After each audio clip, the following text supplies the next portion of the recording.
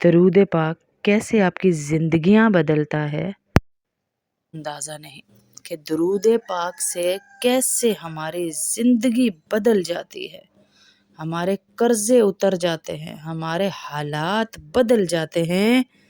اس کا اندازہ ہمیں نہیں۔ اگر ہمیں اندازہ ہو جائے تو ہم درود پاک کو چھوڑیں ہی نہ، کہ کب کب کہاں کہاں کیسے کیسے کام آتا ہے ہمارے۔ اگر ہمیں پتہ چل جائے تو ہم درود نہ پاک نہ چھوڑیں، کوئی بھی درود۔ لیکن ابھی جو خاص واقعہ سنانے لگی ہوں اسے غور سے سنیں۔ بڑی کتابوں میں یہ واقعہ آیا، فضائل درود شریف میں بھی یہ واقعہ ہے۔ ایک دوست نے دوسرے دوست کو قرض دیا، اور جب وہ قرض دیا تو وہ بڑی اماؤنٹ تھی، وہ قرض تھا 3000 دینار۔ اب ایک ٹائم آ گیا، اس نے ٹائم دیا تھا، اس ٹائم پہ وہ گیا تو اس کے پاس پیسے نہیں تھے، اس کے پاس پیسے نہیں تھے۔ اس نے کہا میرے پاس دیکھو پیسے نہیں ہیں۔ اس دوست نے کہا چلو میں تمہیں اور ٹائم دے دیتا ہوں۔ وہ ٹائم بھی جب گزر گیا تو اس دوست نے پھر کہا کہ دیکھو میرے پاس پیسے نہیں ہیں، میں کیسے تمہاری رقم ادا کر دوں؟ اگر میرے پاس ہوتے تو میں کبھی بھی نہ رکھتا، میرا کاروبار ڈوب گیا، میرا بزنس ڈوب گیا، میں کیسے ادا کروں؟ تو اس کا معاملہ عدالت میں چلا گیا۔ قاضی کے پاس چلا گیا، قاضی نے بلایا، مطلب اس وقت کے جج نے بلایا، اور اسے کہا کہ بھائی پیسے کیوں نہیں دے رہا؟ کہا پیسے تو دینے ہیں لیکن میرے پاس ہے ہی نہیں، میرے تو گھر میں کھانے کو نہیں، میرا کاروبار ڈوب گیا، میرا سارا مال دولت ڈوب گیا، میں کیسے دوں؟ اب اس جج نے کہا دیکھو اگر باہر تم لوگ کوئی آپس میں بات کر لیتے تو وہ اور تھی، لیکن اب واقعہ عدالت میں آیا ہے تو یہاں پر 30 دن کا تمہیں ٹائم دیا جاتا ہے۔ اگر تم اس 30 دن کے اندر اندر اس کی رقم دو گے تو ٹھیک ہے، ورنہ تمہیں قید کر دیا جائے گا 30 دن۔ اسی چلا گیا، سوچتے سوچتے سوچتے نیندیں آ گئی۔ اس نے ایک کتاب پڑھی جس میں یہ درود پاک کے فضائل جو میں بتا رہے ہیں، اس میں لکھا تھا کہ جب بھی تم پر کوئی پریشانی آئے تو مجھ پہ درود پاک پڑھا کرو۔ اس نے پڑھنا شروع کر دیا دیوانہ وار۔ 27 دن گزر گئے اس کو درود پڑھتے پڑھتے۔ جب 28ویں رات آئی تو آنکھیں بند ہوئیں، نیند آئی، خواب میں ایک آواز آئی کہ تیرا قرضہ ادا کر دیا جائے گا، گھبرا نہیں۔ 28ویں دن 28th ڈے اس کو یہ آواز آ رہی ہے۔ یہ بڑا کشمکش میں تھا کہ یہ آواز کہاں سے آ رہی ہے۔ صبح اٹھا، پورا دن اسی کشمکش میں تھا کہ بھائی آواز تو آ گئی مجھے، لیکن اس آواز سے تو کام نہیں بنے گا، پتہ نہیں کس کی آواز تھی، کیوں آئی، پیسے تو نہیں ملیں گے، قرضہ تو ادا نہیں ہوگا، میں کیا کروں ایسا کہ میرا قرضہ ادا ہو جائے۔ درود پاک پڑھتا رہا پورا دن۔ وہ اگلا دن بھی جو اس کو خواب کی کشمکش تھی کہ کس کی آواز تھی، کس نے مجھے کہا، درود پاک پڑھتا رہا۔ رات کو اللہ کے نبی صلی اللہ علیہ وسلم دوبارہ خواب میں آئے اور کہا وہ آواز میری تھی اور میں تمہیں کہہ رہا تھا کہ تمہارا قرضہ ادا ہو جائے گا۔ علی بن عیسیٰ ایک وزیر ہے، اس کے پاس چلے جاؤ، وہ تمہارا قرضہ ادا کر دے گا۔ اب یہ کون سا دن ہے؟ اس سے اگلا دن ہے۔ لیکن جب یہ صبح اٹھا بڑا حشاش بشاش کہ اب تو میرا قرضہ ادا ہو جائے گا، میرا معاملہ حل ہو جائے گا، پر پھر دل میں یہ بات آئی، شیطان ہے نا جی، وسوسے ڈالتا رہتا ہے۔ پھر دل میں بات آئی کہ قرضہ تو ادا ہو جائے گا، پر وہ علی جو وزیر ہے وہ میری بات کیوں مانے گا، اور وہ کیوں یقین کرے گا کہ میرے خواب میں نبی صلی اللہ علیہ وسلم آئے تھے، وہ کیوں یقین کرے گا مجھ پر؟ اب اس کشمکش میں یہ پھرتا رہا سارا دن۔ پچھلے خواب کی بھی کشمکش تھی، آواز کس کی ہے وہ کلیئر ہوئی تو اللہ کے نبی صلی اللہ علیہ وسلم کی زیارت ہو گئی۔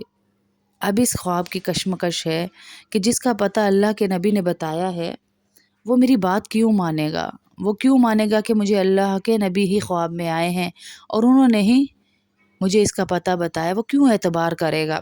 اب اس کشمکش میں تھا کہ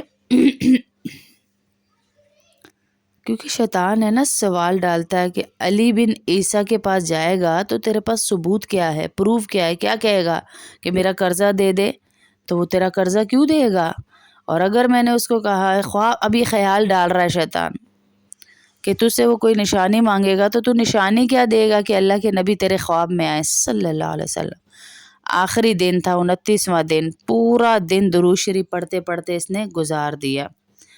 اب 30واں دن آ گیا، جس رات اگلا دن ہے، جس رات اس نے وہ رات آئی جس اگلے دن اس نے عدالت جانا ہے، تو پھر اللہ کے نبی صلی اللہ علیہ وسلم خواب میں آئے کہ تم اس کے پاس جاؤ، وہ تمہارا قرضہ ادا کر دے گا۔ تو اللہ کے نبی صلی اللہ علیہ وسلم سے اس نے کہا اس رات جب خواب میں دوبارہ آئے کہ میں ان کے پاس چلا تو جاؤں لیکن وہ میری بات کیوں مانیں گے، میں ان کو کیا نشانی دوں کہ آپ ہی میرے خواب میں آئے تھے۔ تو اللہ کے نبی صلی اللہ علیہ وسلم نے کہا عیسیٰ سے کہنا کہ تم روزانہ فجر کی نماز کے بعد جو 5000 بار درود پاک پڑھتے ہو، یہ راز فقط تم جانتے ہو اور تمہارا رب جانتا ہے، وہ مجھ تک پہنچ رہا ہے، اس کا درود قبول ہو رہا ہے، اس کا ہدیہ دیا جا رہا ہے۔ یہ چلا، اب اس کا ٹائم بھی ہو رہا تھا جب قرضہ ادا کرنا ہے، تو یہ سیدھا اس وزیر کے پاس چلا گیا اور کہا میں آپ کے لیے ایک پیغام لایا ہوں۔ دربار میں چلا گیا، بڑا دربار، کہا میں نبی پاک صلی اللہ علیہ وسلم کا ایک پیغام لایا ہوں۔ وہ بڑا حیران ہوا، عاشق رسول تھا وہ، اس نے کہا بتاؤ میرے آقا نے کیا پیغام دیا ہے۔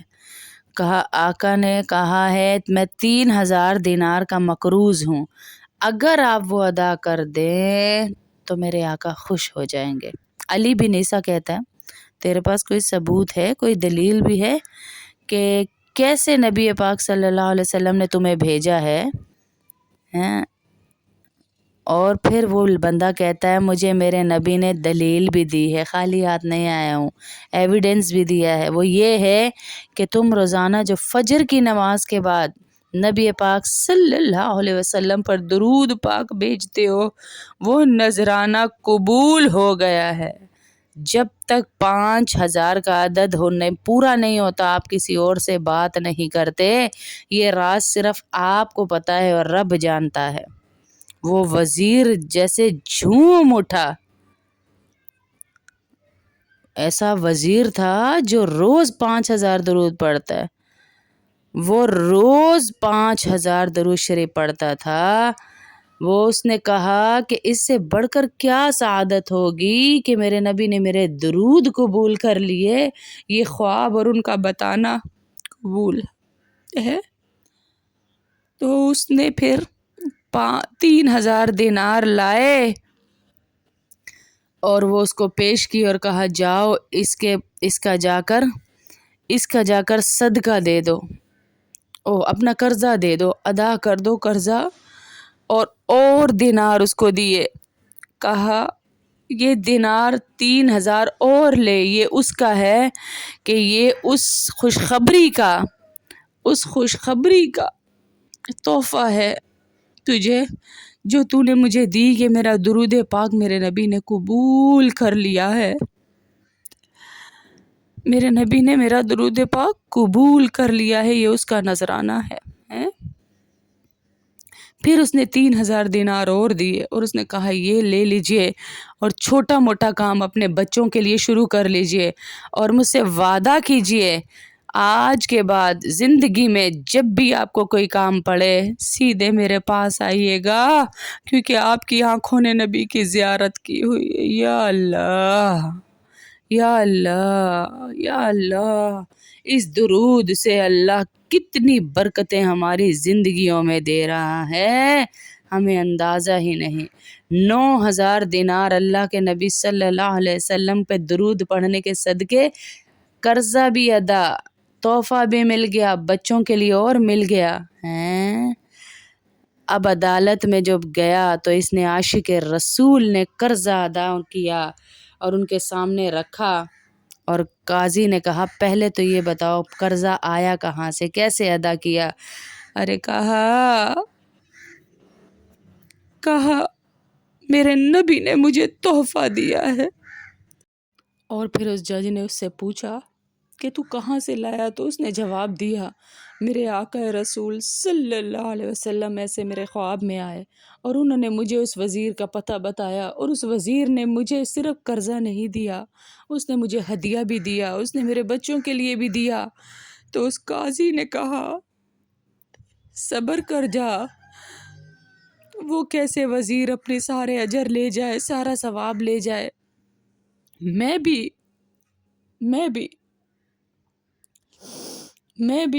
اپنے نبی کے اس اجر میں شامل ہوتا ہوں، اور میں بھی تجھے 3000 دینار صدقہ دیتا ہوں، یہ تیرا قرضہ میں ادا کرتا ہوں۔ پھر جو قرضہ جس کا تھا وہ کہنے لگا میں کیا منہ دکھاؤں گا اپنے نبی کو کہ میں پیچھے رہ گیا، میں تیرا یہ قرضہ معاف کرتا ہوں ہیں۔ اور پھر جو جج صاحب نے دیے تھے تو وہ قرضہ ہی معاف ہو گیا، تو اس نے پیسے واپس کر دیے۔ تو اس جج نے کہا جب پیسے نبی صلی اللہ علیہ وسلم کے نام پر نکالے ہیں تو میں یہ پیسے واپس نہیں لے سکتا، یہ نکال دیا تو نکال دیا۔ میری بہنوں، درود پاک کب کہاں کیسے ہمارے کام آتا ہے ہمیں نہیں پتہ، کب کیسے کہاں ہمارے کام آتا ہے ہمیں نہیں پتہ۔ ہم سب کے لیے جو پیغام ہے، دکھوں نے تم کو جو گھیرا ہوا ہے تو درود پڑھو،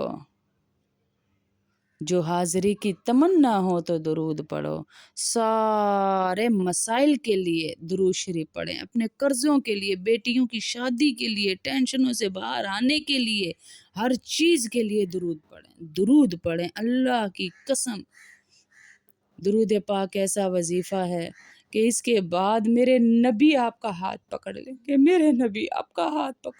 اللہ کی قسم میرے نبی آپ کا ہاتھ پکڑ لیں گے۔